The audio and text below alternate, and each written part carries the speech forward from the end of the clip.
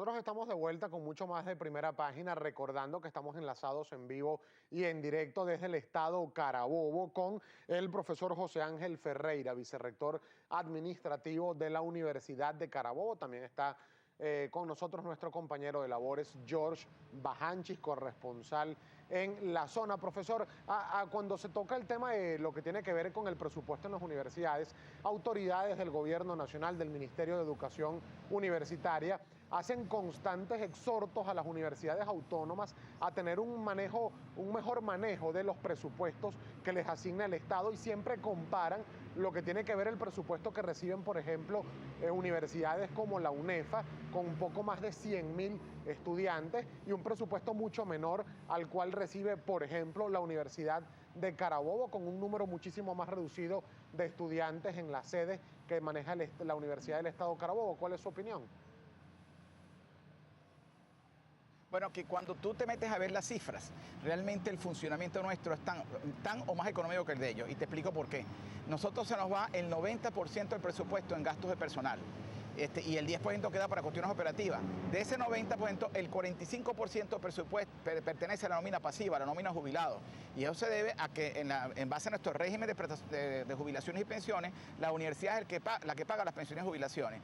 Y como esta universidad tiene 55 años de actividad consecutiva, tiene más de 100, pero luego la reapertura, luego de un cierre que tuvo, vamos a decir, tiene 55 años de forma consecutiva, de los cuales absorbió unos profesores de la central que venían de la Escuela de Derecho, y eso significa que nosotros tenemos ya 2 generaciones produciendo generaciones de jubilados, y esas generaciones en este momento llaman la mitad de la nómina.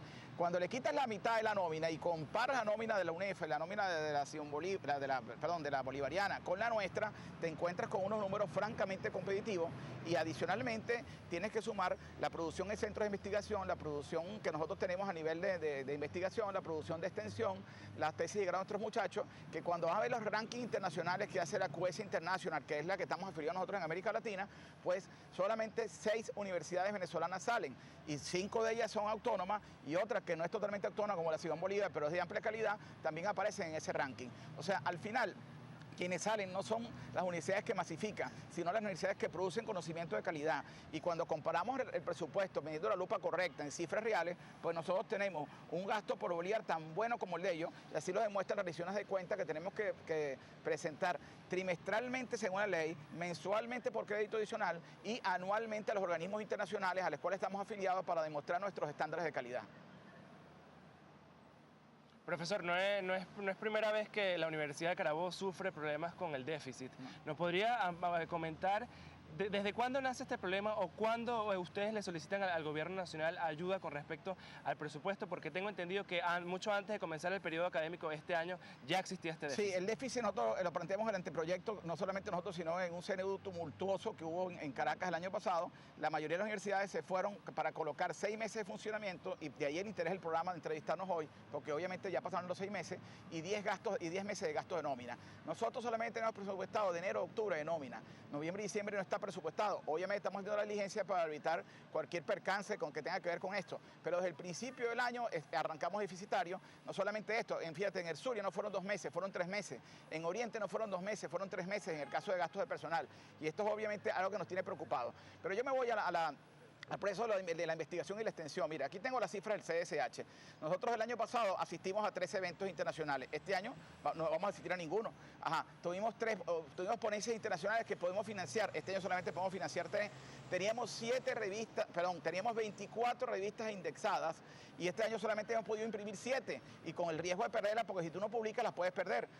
Tuvimos participación en 11 congresos internacionales. Este año nos vamos a quedar en 2, pero lo más triste son 22 proyectos de alta escala que tenemos de investigación que estaban andando, pues este año solamente pudimos financiar 7. Entonces esto obviamente nos preocupa tanto o más que los servicios básicos de los estudiantes, tanto o más que la nómina, porque esta es nuestra cara para efectos de índice de productividad internacional, y Venezuela no puede salir de rankings internacionales. Venezuela siempre tiene que mantenerse ahí. Ni hablar de los procesos de extensión. Los procesos de extensión los llevamos a cabo, pero tenemos graves problemas de financiamiento en todas las áreas de lo que significan los procesos de extensión, y eso obviamente nos tiene preocupados. Y obviamente, si los procesos de extensión no tienen financiamiento, nuestras comunidades se resienten, tanto a nivel de servicios médicos como servicios sociales, que podemos prestar a terceros para hacer entonces mejores comunidades que las que tenemos en la actualidad. Entonces nosotros estamos luchando día a día con este déficit, pero no hemos dejado de cumplir nuestra misión y vamos a seguir cumpliéndola. Profesor Ferreira, ¿usted podría explicarnos, Sí, por Gabriel. favor, y detallarnos exactamente los montos a los cuales ascienden los ingresos propios que tiene la Universidad de Carabobo y cómo esto ayuda a paliar la situación presupuestaria? Perfecto. El ingreso promedio fundamental nuestro tiene que ver con nuestros cursos de posgrado y con el área de estudio de posgrado. Esta área se autofinancia, esta área, digamos, paga sus costos de alquiler, paga sus costos de profesores y el remanente es invertido en las facultades. La mayoría de los ingresos propios de la institución es invertido en la propia facultad o en la unidad que lo genera. Entonces nosotros ahí esa parte la tenemos, gracias a Dios, cubierta y logramos un estándar en el posgrado en términos de necesidad, vamos a decir, con mayor agilidad y mayor capacidad de respuesta que la que tenemos en pregrado. Y por supuesto el posgrado entonces ayuda al pregrado. Luego tenemos procesos de cursos de extensión que terminan justamente ayudando a las facultades, que son las que generalmente los producen. Y gracias a Dios, porque justamente esos procesos de ingresos propios se revierten en la propia facultad, como lo dice en la actualidad pues el reglamento. Los otros que tenemos son ingresos muy particulares. Tenemos una pequeña radio que de repente tiene algunos patrocinantes, tenemos unos procesos, vamos a decir, de servicios a terceros que son pequeños, que en general representan aproximadamente el 2% de nuestro presupuesto de ingresos. Sin embargo, es para nosotros es sumamente importante porque obviamente es un ingreso extrapresupuestario a nivel nacional con la cual solucionamos determinadas fallas y sobre todo en procesos de contingencia. Señor Profesor, vamos a Ferreira. conocer qué nos preguntan la audiencia a través de las redes sociales. Efectivamente, Gabriel, George, a través de nuestra Diga, Gabriel, cuenta que en no te escuché.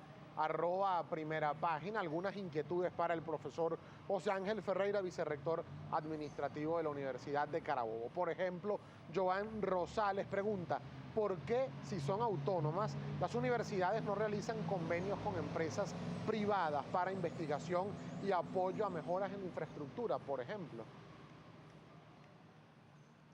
Bueno, te explico por qué. Porque la LOCTI, que fue una ley avanzada, una de las mejores leyes que yo he visto en mi vida en cualquier país, cuando nació inicialmente, planteó esa relación y gracias a la LOCTI nosotros tuvimos una relación con el sector productivo de Aragua, Carabobo y Cojedes extraordinaria, pero extraordinaria, sobre todo los 2 primeros años. Logramos entendernos con ese sector productivo. Damiano del Vescovo te puede dar fe de ello, Tulio Hidalgo te puede dar fe de ello, porque realmente tuvimos una altísima productividad y financiamos una serie de laboratorios que todavía están dentro de la institución, aparte de que hicimos trabajo in company con determinadas empresas. Pero luego hubo un cambio y ese cambio hizo que lo que nos daban las empresas, que tenían que darlo por ley a nosotros para tener procesos de capacitación y proyectos de infraestructura, lamentablemente se centralizó todo por Caracas. Y al centralizarse por Caracas hubo un bajón extraordinario en este proceso. Entonces el sector empresarial se ve ahora obligado vamos a decir, a pagar esos tributos en otros espacios y esos espacios no dan el retorno que ellos querían que dar. Entonces, obviamente, se siente de manos atadas, amén del proceso de crisis económica que hay en la actualidad. Realmente nosotros nunca hemos abandonado ese espacio está ahí, pero ese espacio tuvo un pico extraordinario en los años 2009, 2010, 2011 y luego entró en recesión justamente por un cambio de ley que centralizó los recursos y quizás evitó que nosotros avanzáramos más. Ahora fíjate, en el sur ya era con el sector petrolero, en los Andes era con el sector turístico, en Caracas era justamente con el sector industrial que estaba allá y nosotros lo teníamos con nuestro parque industrial de Valencia y Maracay y de verdad que fue una actividad de muchísima productividad y un momento estelar que tuvimos donde hasta financiamos nuestra revista científica. Profesor, en este momento volvemos a depender del presupuesto universitario cuando... Una última pregunta a través de las redes sociales, por razones de tiempo, ya se nos está agotando lamentablemente en los minutos, pero pregunta @J Martínez, ¿qué ha pasado con la renovación de las autoridades rectorales de la Universidad de Carabobo?